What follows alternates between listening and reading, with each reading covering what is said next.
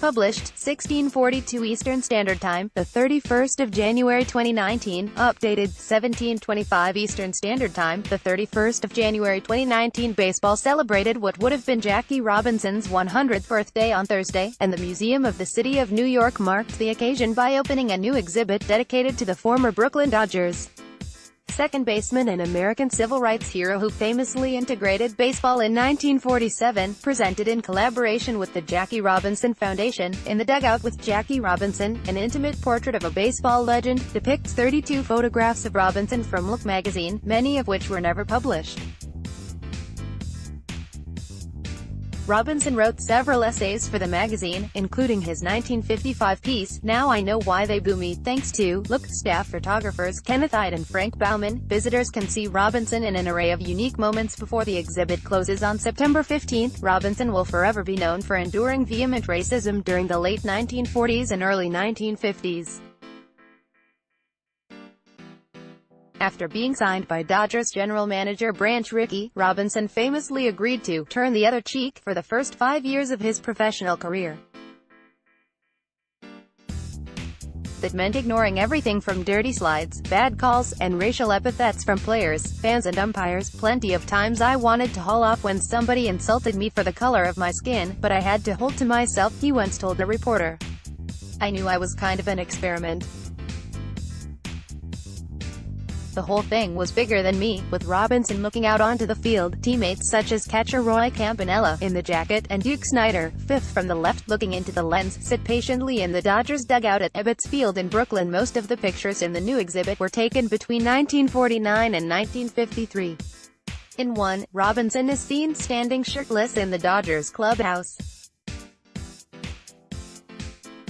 In another, he's seen and standing alongside his double-play partner, Pee Wee Reese. Near left, Rachel Izum and Jackie Robinson met at UCLA, where she was studying to become a nurse and he was earning varsity letters in 4 sports: baseball, basketball, football, and track.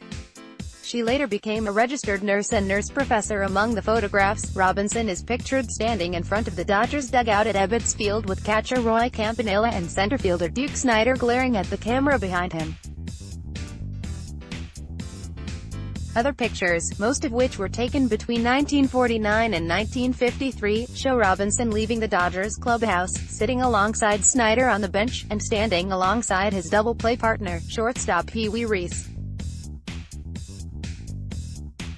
His wife Rachel appears in several pictures, include one in which she is seen putting their 3-year-old son Jackie Jr. on his father's shoulders for a ride around the living room. The exhibit also includes unique perspectives of Ebbets Field and its famous slanted right field wall. Following his Major League debut on April 15, 1947, the moment he integrated baseball, the former UCLA and Negro League star went on to win National League Rookie of the Year and the 1949 NL MVP award, in addition to his 6 All-Star selections. Robinson was also a member of the 1955 Dodgers team that shocked the crosstown rival New York Yankees for the franchise's first World Series title. Robinson would retire at the end of the following season rather than moving with the Dodgers to Los Angeles. He died of a heart attack on October 24, 1972 at 53, just 9 days after making an appearance at the World Series. At the time of Robinson's death, Major League Baseball still had not hired a single African-American manager, although Frank Robinson would ultimately break that barrier in both the American League 1975 with the Cleveland Indians, and the National League 1981 with the San Francisco Giants. Robinson's wife Rachel appears in several pictures, include one in which she is seen putting their 3-year-old son Jackie Jr. on his father's shoulders for a ride around the living room. Jackie Robinson is pictured in the Brooklyn Dodgers dugout alongside Hall of Fame centerfielder Duke Snider. Right, known for his blazing speed, Robinson, a former college football and track star, led the National League in steals twice following his Major League debut on April 15, 1947, the moment he integrated baseball. The former UCLA and Negro League star went on to win National League Rookie of the Year and the 1949 NL MVP award, in addition to his 6 All-Star selections. Robinson was also a member of the 1955 Dodgers team that shocked the crosstown rival New York Yankees for the franchise's first World Series title. The exhibit also focuses attention on the Jackie Robinson Museum in the Soho section of Manhattan, scheduled to open in December. Della Britton-Biza, CEO of the Jackie Robinson Foundation, said $28 million has been raised toward a $42 million goal, matching Robinson's uniform number, which was retired throughout the major leagues in 1997. The money raised covers construction costs, and an additional $4 million is needed for marketing and staff. The overall goal includes $10 million for an endowment, she said. Rachel and Jackie were married in 1946, a year before he made history by integrating Major League Baseball. In this day and age, in this climate of our country, we really are going to take on this issue of discussing race relations, Britton-Biza said. What better place than a place that pays tribute to one of the great integrationists of the last century? So we're going to roll up our sleeves. We will do it from a position of goodwill and from a position of starting with the facts, if you will, but we're going to take these things on and talk about activism in sports. The exhibit, which runs until September 15th, is a partnership between the Museum of the City of New York and the Foundation, and some of the memorabilia will wind up at the Jackie Robinson Museum.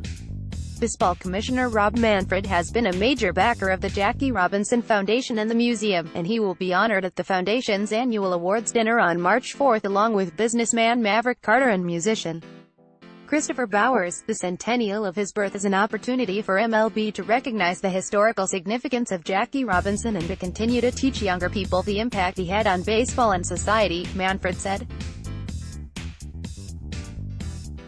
Sharon Robinson, MLB's education programming consultant, said today's players need to have greater knowledge of the Foundation's efforts.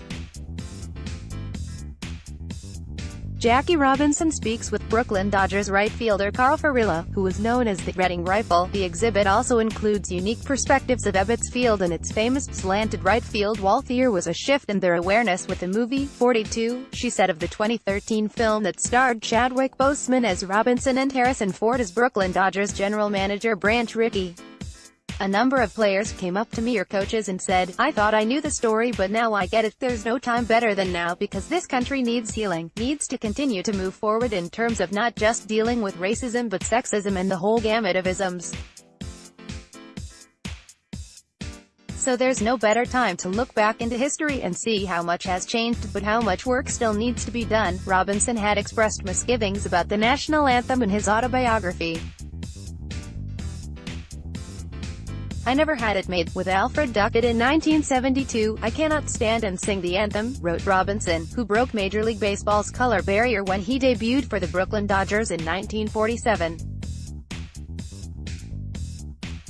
I cannot salute the flag. I know that I am a black man in a white world. In 1972, in 1947, at my birth in 1919, I know that I never had it made. As Sharon explained, Robinson would be outraged by the current political climate in the United States.